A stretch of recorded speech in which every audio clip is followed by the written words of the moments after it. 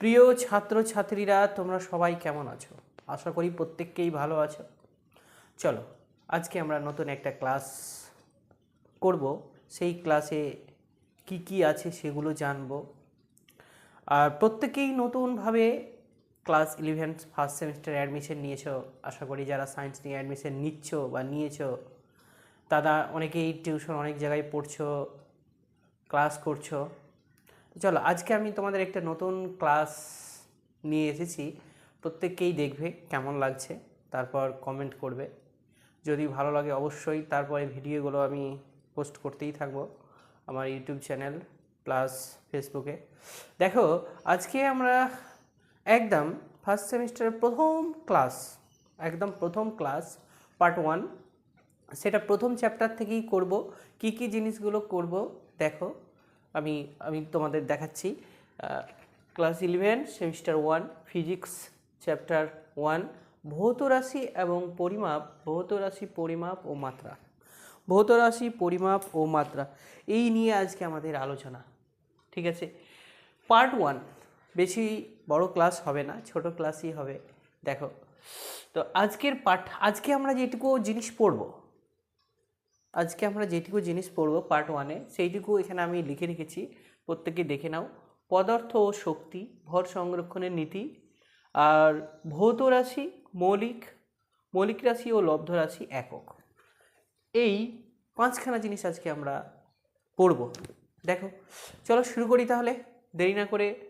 আর প্রত্যেকেই জয়েন করে যাও, আর প্রত্যেকেই দেখবে, শেয়ার করে দিবে আমার ভিডিওগুলো। ভালো লাগলে, অনেকে অনেক স্যারের কাছে পড়ছো। আমি এখানে একদম বেসিক থেকে নিয়ে হাই লেভেল পর্যন্ত সমস্ত ধরনের কনসেপ্ট দিয়ে বোঝাবো তোমাদের ফিজিক্সটা। আর যারা নতুন অ্যাডমিশন নিয়েছো, পড়ছো আর পড়বো ভাবছো, তারা এই ক্লাসগুলো ফ্রিতে পেয়ে যাবে। আমি সপ্তাহে 2টো করে ক্লাস তোমাদের দিব, ফেসবুকে ইউটিউবে দুটোতেই দিব। তোমরা পেয়ে যাবে। দেখো, তো আমরা প্রথমে আগে আলোচনা করি পদার্থ কী জিনিস। দেখো, পৃথিবীতে যা আমরা দেখতে পাই, যা ইন্দ্রিয় গ্রাহ্য কিছুটা স্থান দখল করে থাকে, তাকেই বলা হয় পদার্থ। যা কিছুটা স্থান দখল করে থাকবে, অনুভব করা যাচ্ছে যে পৃথিবীতে আছে, সেই সব পদার্থ, সেই সব জিনিসগুলোকে আমরা বলবো পদার্থ। আর এই পদার্থ থেকে আসছে শক্তি। তো শক্তি আমরা প্রধানত দেখতে পাবো 8খানা শক্তি। সেই 8খানা শক্তি পদার্থ সম্বন্ধে প্রায় সবারই জানা আছে, ক্লাস 9-এও আছে, 10-এও আছে। পদার্থ কী জিনিস, যেটা আমরা দেখতে পাচ্ছি সেটাই হচ্ছে পদার্থ। এই যে বোর্ডটাও একটা পদার্থ। তারপর আমি নিজেই একটা পদার্থ, আমার চশমাটা দেখতে পাচ্ছ সেটাও একটা পদার্থ। এক কথায় পৃথিবীতে একটা স্থান দখল করে আছে আর যার অস্তিত্ব আছে, সেগুলোকে পদার্থ বলবো। তাহলে কোনটাকে পদার্থ বলা যাবে না? যেমন মনের দুঃখ, কষ্ট, বেদনা, কান্না, এগুলো পদার্থ নয়, এগুলো জাস্ট এগুলো অনুভব। দেখো, প্রথমে হচ্ছে শক্তি। শক্তি প্রত্যেককেই জানো। শক্তি হচ্ছে এমন একটা রূপ পৃথিবীতে যা একটা থেকে আরেকটাতে রূপান্তর করা যায়। আর পৃথিবীতে মোট শক্তির পরিমাণ কিন্তু সংরক্ষিত। পৃথিবীতে শক্তি যে বেশি হয়ে গেছে, কম হয়ে গেছে, এইরকম কখনো হবে না। একটা শক্তি থেকে আরেকটা শক্তি রূপান্তর হয় জাস্ট। তো আমরা এই শক্তিগুলো সম্বন্ধে কিছু কিছু জানবো। প্রথমেই হচ্ছে যান্ত্রিক শক্তি। 1 নম্বরে হচ্ছে যান্ত্রিক শক্তি। যান্ত্রিক শক্তি, এই যান্ত্রিক শক্তি কি?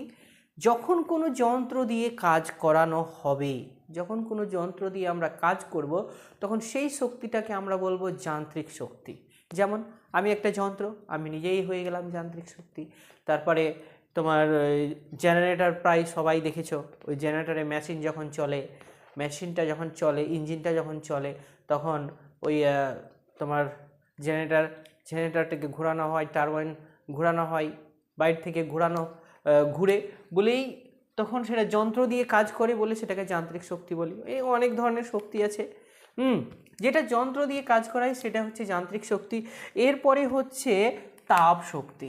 সো ইম্পর্টেন্ট, তাপ শক্তি কিন্তু খুবই আমাদের কাজে লাগে। আমাদের শরীরে যদি তাপ তৈরি না হয়, তাহলে আমরাও কিন্তু চলতে ফিরতে পারবো না। ইঞ্জিন, যতগুলো মোটর সাইকেল বলো, বড় বড় ইঞ্জিন বলো, প্রত্যেকটা জায়গায় কিন্তু তাপশক্তির আমাদের প্রয়োজন হয়। দেখো তারপরে হচ্ছে শব্দ শক্তি। আমি যখন কথা বলছি সেটা হচ্ছে শব্দ শক্তি। 4 নম্বরে হচ্ছে এই শক্তিগুলো তোমরা আগে পড়েছো, ক্লাস 9-এও আছে, 10-এও আছে। দেখো ক্লাস 9-এ আছে। তো কি বললাম, শব্দ শক্তি। আমি যে কথা বলছি সেটা শব্দ শক্তি, তোমরা গান শুনছো সেটা শব্দ শক্তি, তারপর কোনো জায়গায় বিস্ফোরণ হলো, বিকট একটা শব্দ হলো, সেটাও শব্দ শক্তি, বজ্রপাত হলো, সেটা শব্দ শক্তি। এই ধরনের শক্তিগুলোর নাম তোমাদের জানতে হবে। তারপরে হচ্ছে চুম্বক শক্তি। কি বললাম? চুম্বক শক্তি। এই চুম্বক শক্তি প্রায় প্রত্যেককেই দেখেছো বাড়িতে। এটা একবার আকর্ষণ হয় অথবা বিকর্ষণ দুটোই দেখা যায়। আকর্ষণও দেখা যায় প্লাস বিকর্ষণও দেখা যায়। যদি সমমেরু হয় তাহলে তারা পরস্পরকে বিকর্ষণ করবে। ধরে নাও একটা চুম্বক আমি নিলাম, সেই চুম্বকের দুটো মেরু থাকে, একটা নর্থ থাকে একটা সাউথ থাকে। আর একটা চুম্বক আমি নিয়ে নিলাম, এটা যদি সাউথ হয় এটা নর্থ হয়, এটা হচ্ছে নর্থ, এটা সাউথ। তখন এরা পরস্পরকে কি করবে? আকর্ষণ করবে। কিন্তু যখনই তুমি এখানে সাউথ নিয়ে চলে আসবে, এখানে নর্থ নিয়ে চলে আসবে, তখন দুইটাকে ঠেলে ফেলে দিবে। এটা হচ্ছে বিকর্ষণ শক্তি। চুম্বক শক্তি সম্পর্কে সবারই প্রায় ধারণা হয়ে গেল। ফ্যান বলো, মোটর বলো, বিভিন্ন ধরনের যে ইলেকট্রিক সার্কিটগুলো আছে সেখানে ম্যাগনেটিক ফিল্ড তৈরি হয়, আর সেই চুম্বকীয় শক্তি তৈরি হয়। সেই চুম্বক শক্তি কাজে লাগিয়ে আমরা বিভিন্ন রকম ফ্যান, তারপরে তোমার জল তোলার পাম্প, এগুলোতে ব্যবহার করানো হয়। তারপরে হচ্ছে তোমার তড়িৎ শক্তি আরও ইম্পর্টেন্ট। আমাদের বিশ্বটা প্রায় তড়িৎ শক্তির ওপরেই নির্ভরশীল হচ্ছে। সকাল থেকে নিয়ে একদম আবার সকাল পর্যন্ত আমরা তড়িৎ শক্তির ওপর নির্ভর করে থাকি। বাড়িতে প্রত্যেকেরই তড়িৎ শক্তি ব্যবহার হচ্ছে। তড়িৎ শক্তি প্রত্যেকেরই ব্যবহার হচ্ছে। তোমরা দেখেছো ফ্যান চলছে, তড়িৎ শক্তি। তারপর মোবাইল চলছে, তড়িৎ শক্তি। তারপর টিভি চলছে, তড়িৎ শক্তি। তো সেই তড়িৎ শক্তি অন্য কোনো শক্তিতে রূপান্তর হচ্ছে। ঠিক আছে, এই তড়িৎ শক্তি হয়ে গেল। তারপরে আসছে তোমার রাসায়নিক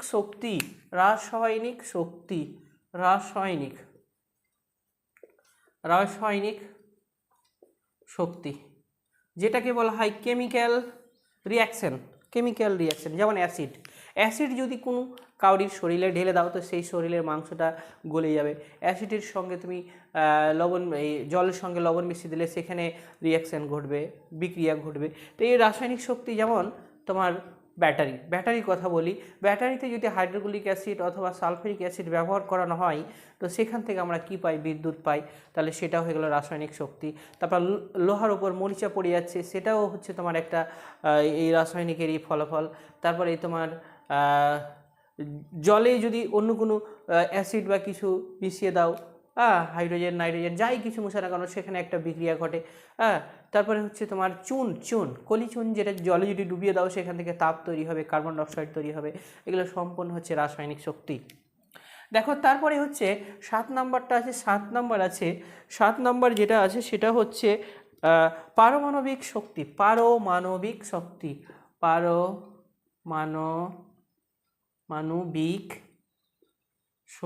এইটা তো সব থেকে ভাইটাল।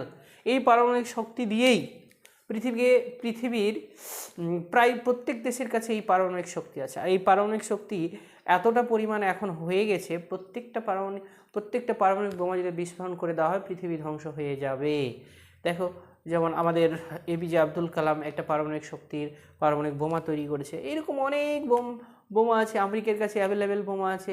কিছুদিন আগে তোমরা শুনেছ যে গাজাকে ধ্বংস করে দেওয়া হয়েছে। সেই গাজাতে এই পারমাণবিক বিস্ফোরণ ঘটিয়ে মিসাইল দিয়ে সেটাকে ধ্বংস করে দেওয়া হচ্ছে, বড় বড় বাড়িঘর এটসেট্রা। এগুলো দেখো আর কি বাকি থাকলো? এই প্রায় সব হয়ে গেল। এই শক্তিগুলো তোমরা বাড়িতে দেখে নিবে। আর একটা বাকি আছে যেটা হচ্ছে মেন সব থেকে ভিভিআই, সেটা হচ্ছে 8 নম্বর, সেটা হচ্ছে আলোক শক্তি। আলো না হলে তো আমাদের খুবই সমস্যা। আলোক শক্তি, এই আলোক শক্তি যদি না থাকে তাহলে আমাদের কিন্তু বহুত প্রবলেম হয়ে যাবে, বিশাল বড় প্রবলেম। আলো আমাদের খুবই প্রয়োজন। পৃথিবীতে আলো নেই তার মানে কিছু নেই, জীবনে আলো নেই তার মানে কিছু নেই। আলো আলো আলো এমনই একটা আমাদের পদার্থ। আলো পদার্থ বলা যাবে না, আলো হচ্ছে তোমার একটা পার্টিকেল। পার্টিকেল মানে কণা ধর্ম আছে আর ওয়েভ ধর্ম আছে দুটো। আলোকে দেখা যায় না, কিন্তু আলো দেখার অনুভূতি সৃষ্টি করে। আর আলো ছাড়া পৃথিবীতে কোনো কাজ বাঁচবে না, মানুষ বাঁচবে না। আর গাছ না বাঁচলে তো মানুষ অলরেডি বাঁচবে না। তো এই আলোক শক্তি আমাদের সব থেকে বেশি বেশি প্রয়োজন। দেখো, এই হয়ে গেল শক্তির ব্যাপারে আলোচনা করা হয়ে গেল, পদার্থ শক্তির ব্যাপারে আলোচনা করা হয়ে গেল। এরপরে আমরা যেটা আলোচনা করব সেটা হচ্ছে ভর সংরক্ষণের নীতি। ভর সংরক্ষণ নীতি খুবই ইম্পর্টেন্ট। আমি যেইগুলো জিনিস তোমাদের পরীক্ষায় আসার মতো সেই জিনিসগুলোই তোমাদের বোঝাচ্ছি। দেখো, ভর সংরক্ষণের নীতি, এই বিজ্ঞানী আইনস্টাইন প্রথম এই ভর সংরক্ষণের নীতি দিয়েছে। বলেছে যদি ভর কোনো জায়গা থেকে শেষ হয়ে যায় তো সেই ভরটা কোথায় গেল? সেই ভরটা কোথায় যায় না, জাস্ট সেটা এনার্জিতে রূপান্তর হয়ে যায়, শক্তিতে রূপান্তর হয়ে যায়। তার উপর ভিত্তি করে একটা ফর্মুলা দিয়েছিল, প্রত্যেককেই জানো, E=mc²। ক্লাস 10 ক্লাসে ছিল, যারা 10 ক্লাস ভালো করে পড়েছো এগুলো খেয়াল করেছো। এমটা কি? এমটা হচ্ছে তোমার ভর, এমটা হচ্ছে ভর, সিটা হচ্ছে আলোর গতিবেগ, এটাও তোমাদের পড়া, আলোর গতিবেগ। আলোর গতিবেগ। ইটা কি? ইটা হচ্ছে শক্তি বা এনার্জি, শক্তি। এই হচ্ছে ভর সংরক্ষণ নীতি। মোট ভর পৃথিবীতে কিন্তু একদম নির্দিষ্ট পরিমাণ আছে।